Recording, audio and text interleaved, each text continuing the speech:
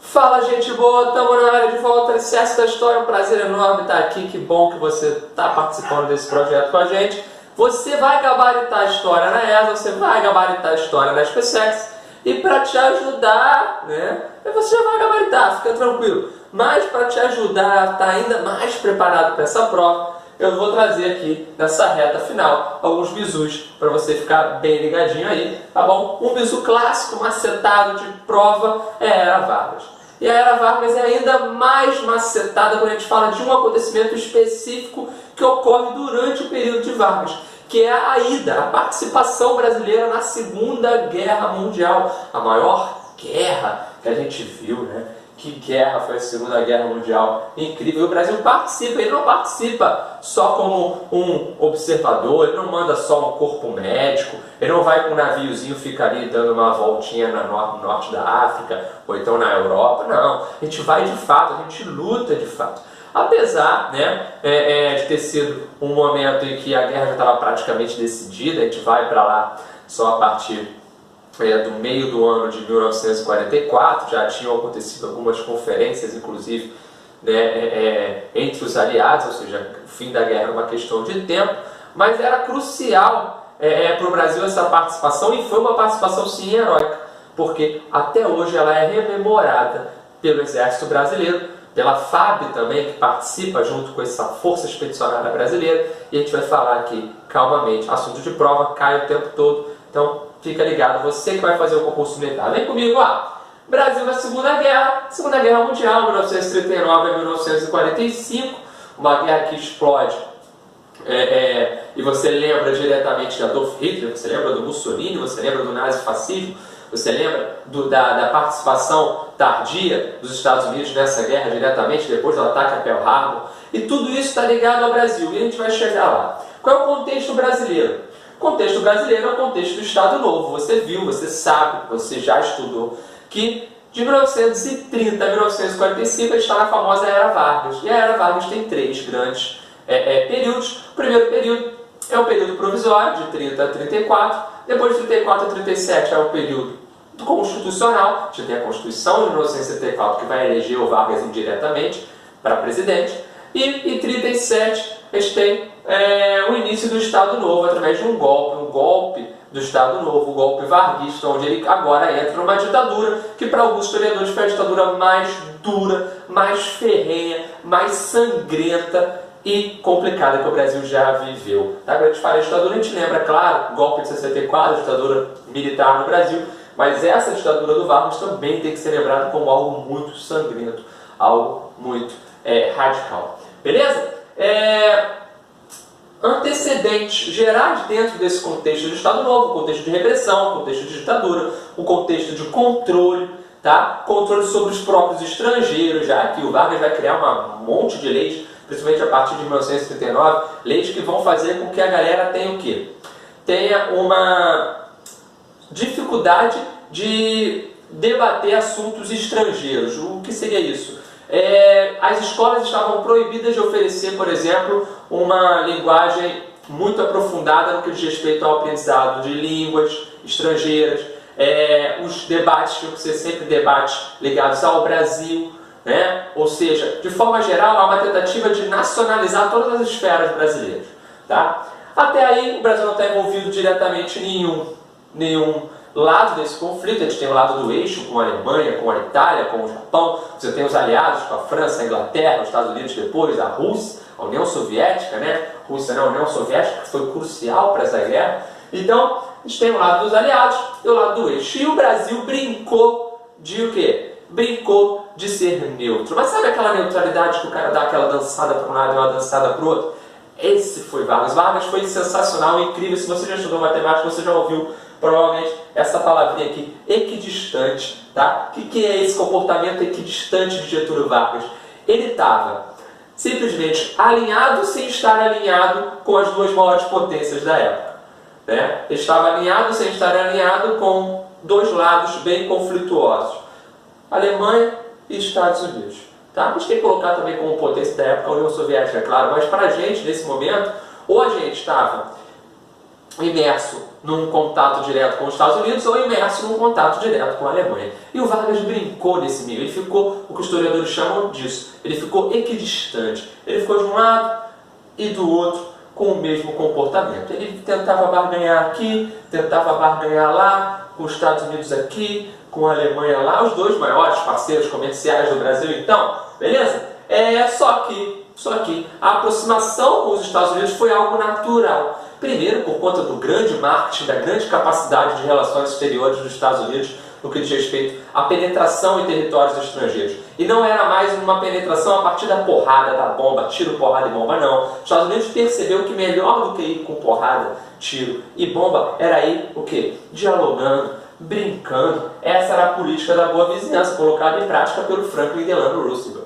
Isso é sensacional, porque quando os Estados Unidos, aí você tem lá o Walt Disney com o Zé Carioca, ele cria um personagem especificamente para o Brasil, a figura da Carmen Miranda, que vai o tempo inteiro para os Estados Unidos fazer show, apesar de não ser uma figura brasileira de fato, mas ela era representante, ela era portuguesa, ela era a representante máxima da brasilidade, né? E até hoje, quando você fala em Brasil, você lembra da Carmen Miranda com aquelas frutas na cabeça, isso é incrível, né? A lógica, ao mesmo tempo em que os Estados Unidos faziam uma imersão cultural no Brasil, os Estados Unidos também abriu espaço para uma imersão da cultura brasileira lá, né? Muitos vão criticar isso, dizer que o Brasil se americanizou, outros vão dizer que isso foi muito válido, foi muito bacana, porque fez o Brasil ser mais conhecido internacionalmente. Mas essa não foi uma lógica só brasileira, tá? Nessa política da boa vizinhança, os Estados Unidos buscou interferência em vários países da América Latina, tá? Mas enfim, o Brasil está aproximado, primeiro culturalmente dos Estados Unidos, e depois ele está aproximado também militarmente, com muitos empréstimos, tá? Treinamentos militares, empréstimos militares e principalmente um acontecimento que vai fazer com que muitos achem que o Brasil só entrou na guerra por causa dele. Criação da Companhia Siderúrgica Nacional, Volta Redonda, tá lá, 1941, tá? É com o financiamento de um banco norte-americano que o Brasil vai conseguir a sua capacidade financeira para criar essa siderúrgica nacional, que é uma indústria fundamental, uma indústria de base no Brasil. Esse foi um desejo do Vargas. E o Vargas tinha mandado representantes para os Estados Unidos para dialogar com isso, e voltava, e nada ficava decidido. Mas aí o Vargas, cara, você tem que enxergar o Vargas como um cara além de um simples político. Ele era mágico, ele era incrível, porque, por mais que eu ache ele um baita ditador, mas você tem que parar para pensar isso. Político nato. Simplesmente olha o que o cara faz em 1940, no meio dessas negociações, esse vai, não vai, esse chove, não molha, ele faz um discurso encouraçado, ele faz um discurso num navio em que ele dá a entender que estava se aproximando do eixo. Mentira, né, cara? Foi mais um discurso para quê? Para o quê? Para os Estados Unidos correrem logo e emprestarem dinheiro para o Brasil fazer logo essa CSN. Então, que malandragem, que cara esperto. Ele faz um discurso, e a galera começa a dizer, ele vai se aproximar do eixo, olha só, pá. E não, cara, na verdade ele estava jogando, ele soube jogar muito político. É Getúlio Vargas, por isso que entrou para a história como um dos maiores, a gente não pode negar isso. Aí, já em janeiro de 1942, a gente tem a aproximação total do Brasil com os Estados Unidos, o que vai gerar o rompimento de relações com o eixo. Tá? 1942, a reunião dos chanceleres em janeiro, no Rio de Janeiro, tá bom? Esse rompimento de relações com o eixo vai ter como figura crucial a figura do nosso ministro das Relações Exteriores, que é o Oswaldo Aranha.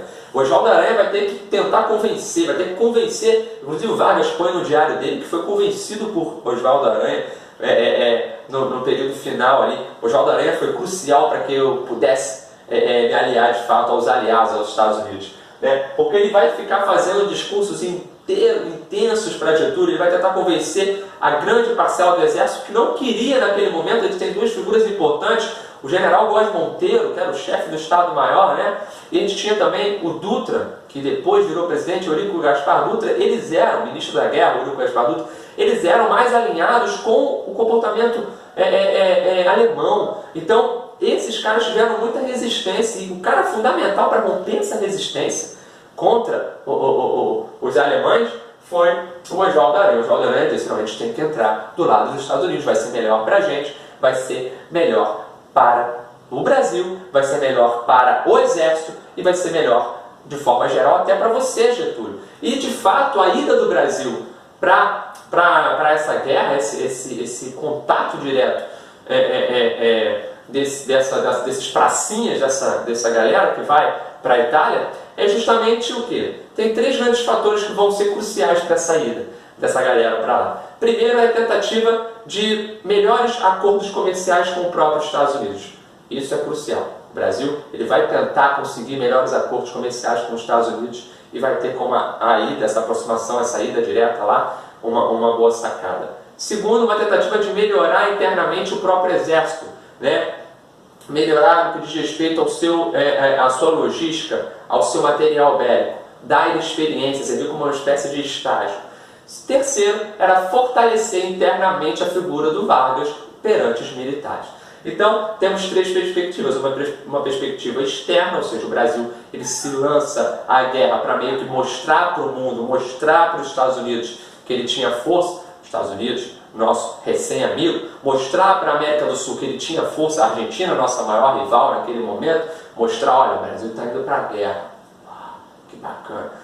Relacionamento interno, ou seja, mostrar para os militares aqui dentro e fazer uma comoção geral de que o Brasil tem força para participar de um conflito grandioso como a Segunda Guerra. E o terceiro grande ponto, claro, é tentar com que essas batalhas sirvam como uma espécie de estágio para a melhoria das nossas forças armadas. Então, essa figura do Oswaldo Aranha é crucial. Isso já caiu em prova, pode cair outras vezes. É ele que faz, de fato, a aproximação. Ele era o nosso ministro das Relações Exteriores. Beleza?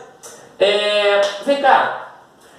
O Brasil rompe relações com o eixo em 1942, em janeiro, e vão ocorrer uma sucessão de acontecimentos que vão ser marcados pelos ataques de submarinos alemães aos navios mercantes brasileiros. A costa brasileira é atacada, é bombardeada, um monte de gente morre simplesmente por conta desses ataques. Ou seja, só o fato do Brasil romper, o Brasil não tinha declarado guerra aos alemães de fato, só o fato do Brasil romper relações com o eixo já vai fazer com que esses ataques comecem a surgir. E aí, em agosto, tá? Há um pronunciamento ali no final de agosto, um decreto-lei no dia 31, sai publicado, 31 de agosto, o Brasil declara estado de guerra aos alemães, ao eixo, à Itália, alemães, né, e também japoneses. E essa declaração, primeiro esse rompimento de relações, depois essa declaração direta, vai culminar com um processo que vai modificar muito internamente o Brasil, as instituições que aqui estavam, tanto a vida dos estrangeiros também. Os estrangeiros vão sofrer um impacto muito grande porque ficou proibido qualquer menção direta a alguma coisa italiana, alemã ou japonesa. Então, há relatos, documentários, então, arquivos que mostram que a vida desses imigrantes aqui ficou insustentável. Eles realmente, cidades tiveram que mudar de nome. Quem gosta de futebol, cara, existiu o Palestra Itália, né? Existiam 2 grandes clubes, não eram os únicos, mas eram os maiores. Clubes fundados por italianos no Brasil, um em São Paulo e um em Minas Gerais. O Palestra Itália de São Paulo virou Palmeiras. O Palestra Itália de Minas teve que virar Cruzeiro, ou seja, não dá mais para ter nenhuma menção direta a algo que fosse italiano, alemão ou japonês por aqui. E a galera que naturalmente era isso, vivia o quê? Quase que trancada em casa porque não via seus aspectos culturais valorizados e não podia gritar aos 7 ventos que era estrangeiro. Ou seja, a situação ficou muito ruim. Claro, um regime de exceção, um momento de exceção, é uma guerra, uma declaração de guerra é sempre muito pesado. Então, isso acontece em qualquer lugar do mundo, tá bom? E aí, depois dessa declaração de guerra, a gente tem a famosa Conferência de Potengi.